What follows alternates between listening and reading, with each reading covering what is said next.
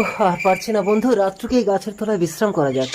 আমরা তিনজন যদি একসাথে ঘুমিয়ে পড়ি তাহলে কিন্তু আমাদের সবকিছু লুট হয়ে যাবে। মূর্তি শিল্পী তুই এক প্রহর জেগে থাকবি, এই দর্জি এক প্রহর জেগে থাকবে, আর ব্রাহ্মণ তুই এক প্রহর জেগে। ঠিক আছে, তাহলে আগে তোরা দুজন বিশ্রাম কর, প্রথমে আমি পাহারা দিচ্ছি।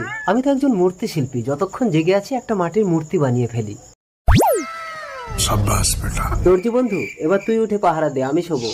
এত সুন্দর মূর্তি, নিশ্চয়ই এটা মূর্তি শিল্পীর কাজ। আমিও দর্জি, কম কিসে, একে সুন্দর পোশাকে সাজিয়ে দেবো। ব্রাহ্মণ তুই ওঠ, এবার আমি শোবো। এত সুন্দর একটা মূর্তি এত সুন্দর পোশাক দিয়ে সাজানো, নিশ্চয়ই এটা মূর্তি শিল্পের দর্জির কাজ। আমিও ব্রাহ্মণ, কম কিসে, আমি এই মূর্তিতে প্রাণ প্রতিষ্ঠা করবো।